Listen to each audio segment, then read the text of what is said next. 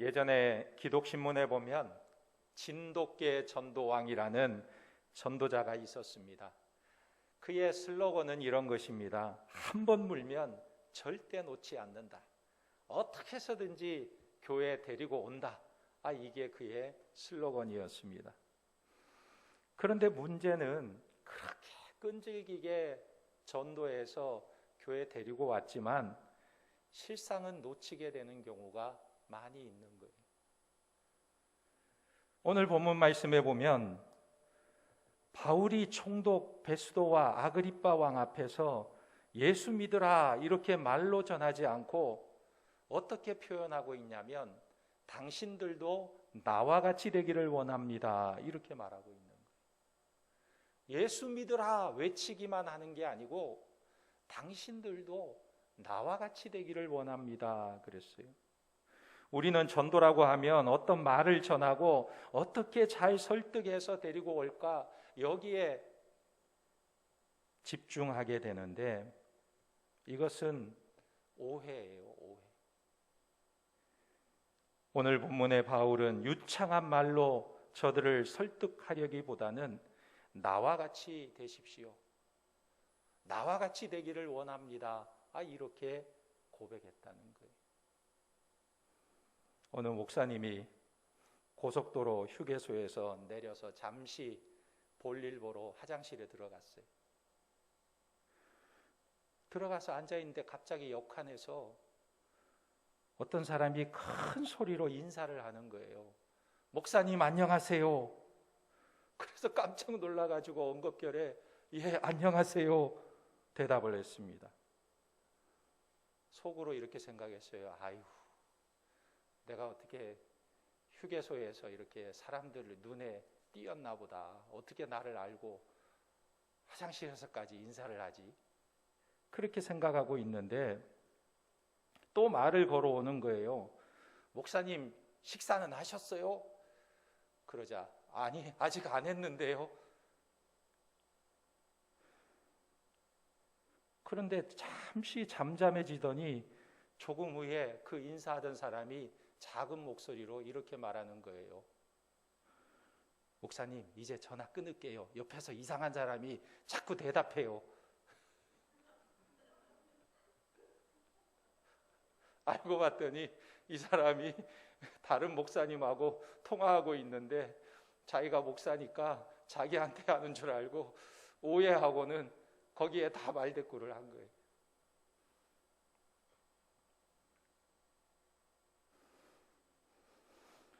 자기에게 말하는 줄 오해할 때가 있죠.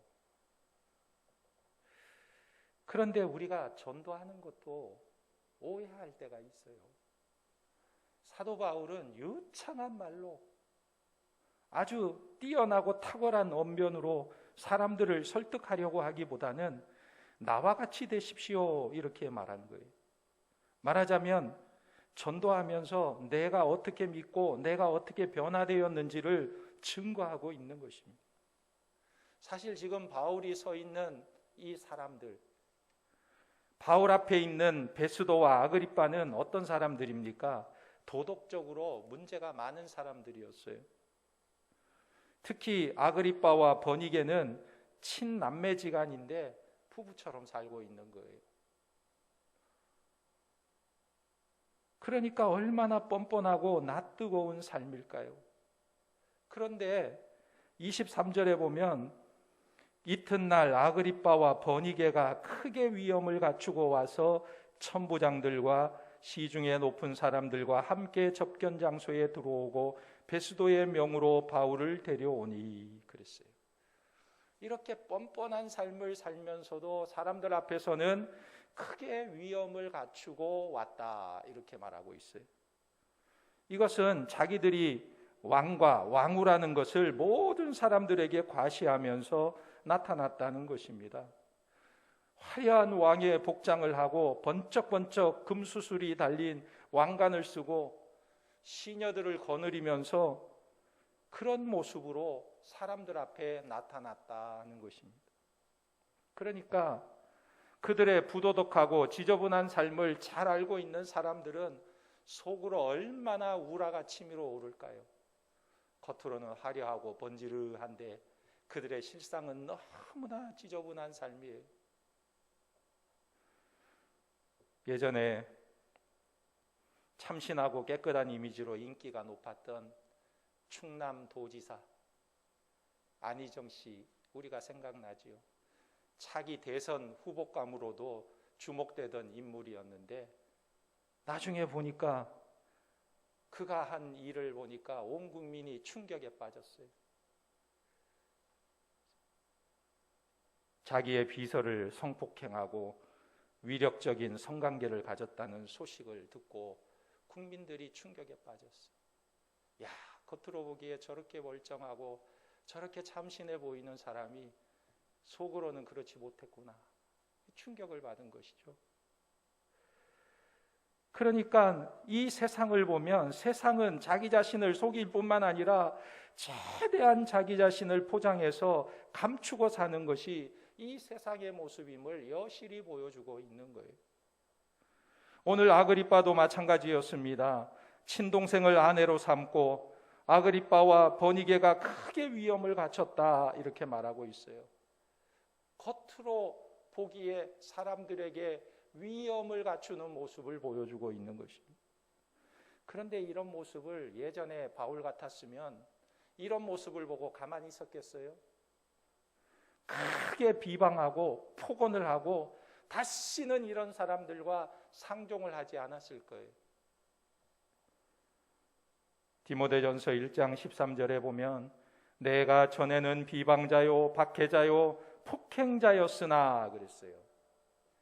그러니까 바울의 성격에 이런 모습을 참지 못하고 내버려 둘 수가 없는 거예요. 그런데 바울을 보면 오늘 바울은 그들을 향해서 반발하지 않습니다. 그 어떤 증오심도 보이지 않아요. 어떻게 이렇게 바울이 변할 수가 있었을까? 그 이유에 대해서 이렇게 말합니다. 사도행전 26장 16절에 보면 내가 내게 나타난 것은 곧 내가 나를 본 일과 장차 내가 내게 나타난 일에 너로 종과 증인을 삼으려 함이니 그랬어요. 무슨 말입니까? 내가 나를 본 일이라는 말은 내가 주님을 만났다가 아니라 주님께서 내게 찾아오셔서 나를 만나 주셨다. 살기가 등등해서 예수 믿는 사람들을 잡아 죽이려고 예수 믿는 사람들을 잡아오게 가두려고 그것을 마땅히 여기고 살기가 등등해서 가던 나를 주님께서 찾아오셔서 나를 만나 주셨다. 이렇게 고백하고 있는 것입니다. 그래서 바울이 변한 거예요.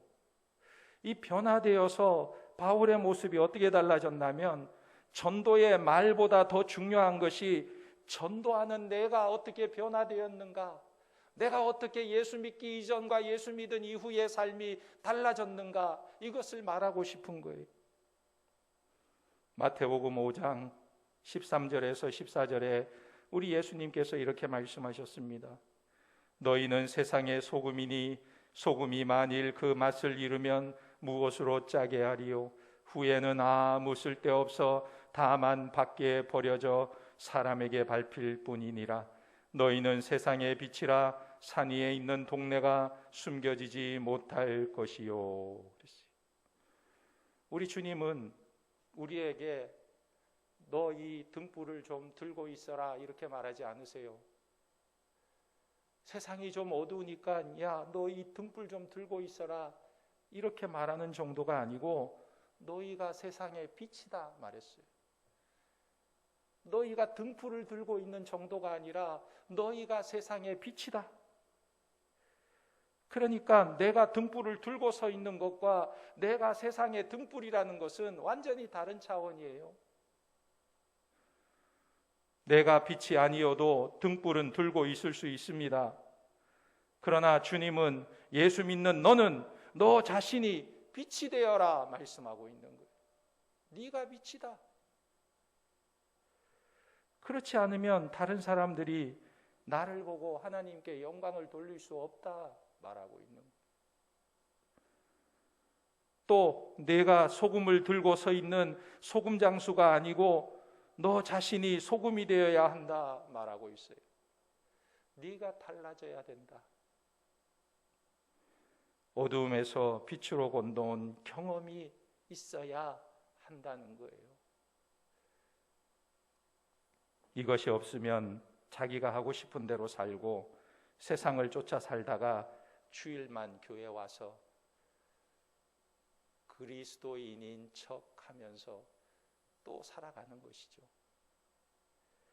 빛이 아니어도 종교 행사는 할 수가 있고 예배 드릴 수도 있고 헌금도 드리고 기도도 하고 봉사도 하고 심지어 전도도 할 수 있는 거예요.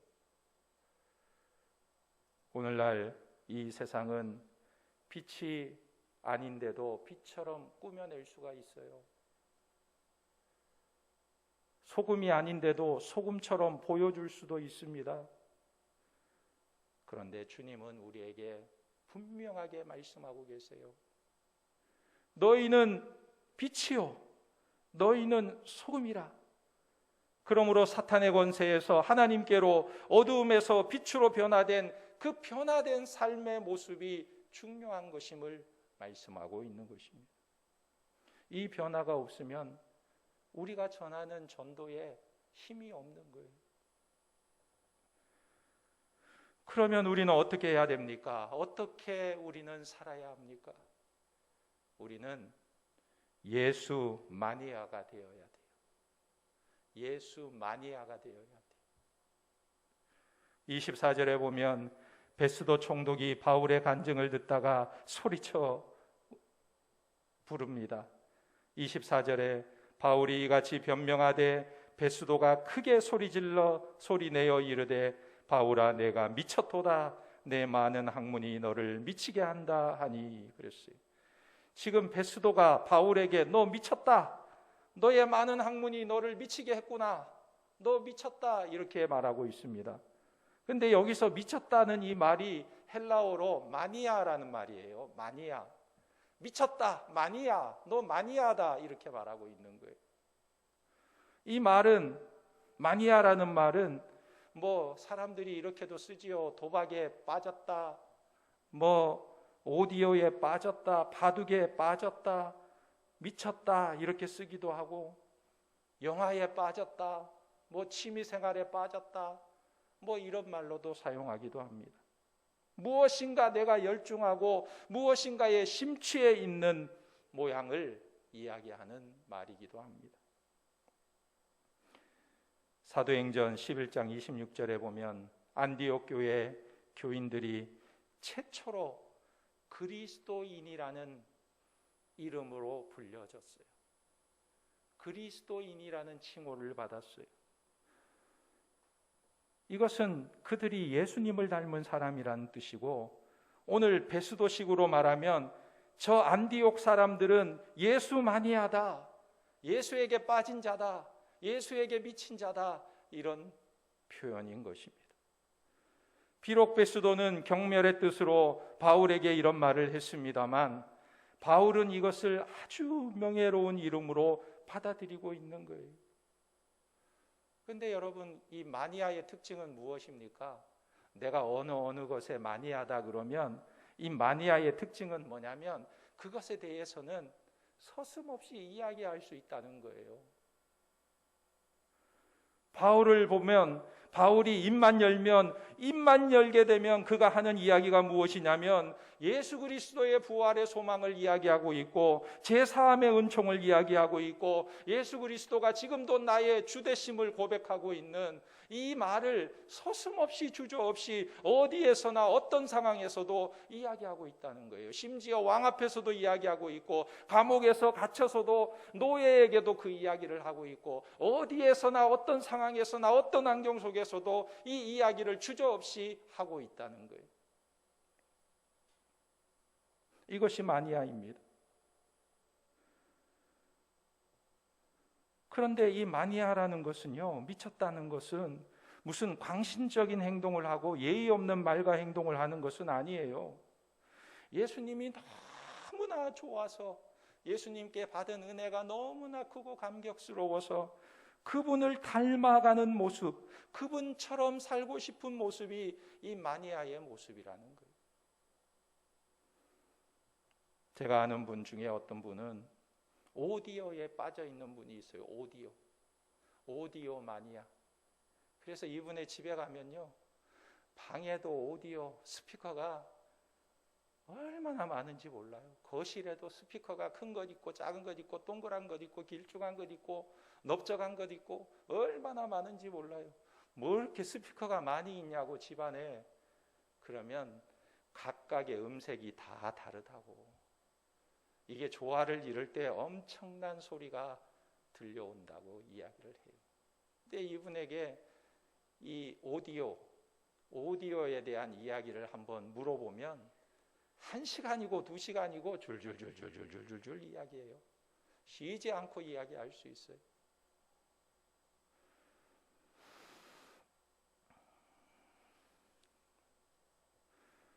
마니아 중에는 오디오 마니아도 있지만 사람 마니아도 있어요. 요즘 시대의 특징이 그렇죠. 젊은 우리 청소년들 보면 연예인들을 그렇게 좋아해요. 그저 그냥 연예인, 우리는 이름만 알 뿐인데 얼마나 좋아하는지 이름만 아는 정도가 아니라 그 사람의 취미 생활, 그 사람의 스케줄, 그 사람이 좋아하는 것, 그 사람이 잘 먹는 음식, 모든 것을 다 알고 있어요. 그 사람에 대해서 이야기해보라 그러면 1시간도 넘게 줄줄줄줄줄 이야기할 수 있을 거예요. 우리가 예수 그리스도의 마니아가 된다는 것은 예수님을 닮는 거예요. 그 중에서도 무엇을 닮느냐? 그분의 성품을 닮는 거예요. 그러면 세상이 우리가 예수님의 제자, 예수님의 마니아인 것을 어떻게 인정할 수 있습니까? 무엇을 보고 너희는 예수 그리스도의 제자이구나, 너희는 예수님을 따르는 자들이구나, 너희는 예수 그리스도에게 미친 자이구나, 무엇을 보고 이렇게 판단하고 이야기할 수 있겠습니까? 세상이 우리가 예수님의 제자라는 것을 어떻게 인정할 수 있습니까? 요한복음 13장 34절에서 35절에 보면 우리 주님께서 이렇게 말씀하셨어요. 새 계명을 너희에게 주노니 서로 사랑하라. 내가 너희를 사랑한 것 같이 너희도 서로 사랑하라. 할렐루야. 내가 너희를 사랑한 것 같이 너희도 서로 사랑하라. 이게 뭐라고요? 새 계명이라는 거예요. 새 계명. 새 계명. 주님께서 우리에게 주시는 새 계명이라는 거예요. 그래서 너희가 서로 사랑하면 이로써 모든 사람이 너희가 내 제자인 줄 알리라 그랬어요. 내 제자인 줄 알리라. 무엇입니까? 우리가 예수님을 닮아서 서로 사랑할 때 안 믿는 사람들이 우리의 모습을 보고 아, 예수님의 제자구나, 예수님을 따르는 자들이구나 말하는 거예요. 세상 사람들이 기독교인들에게 말하는 것이 뭐냐면 예수 믿으라는 것은 좋은데 그 말을 하는 교인은 좀 얄밉다, 이런 표현을 해요. 왜 그럴까요? 예수 그리스도에 대한 복음은 잘 전하는데 삶의 모습에 사랑이 없다는 거예요. 사랑이. 그 사람은 좀 얄밉다.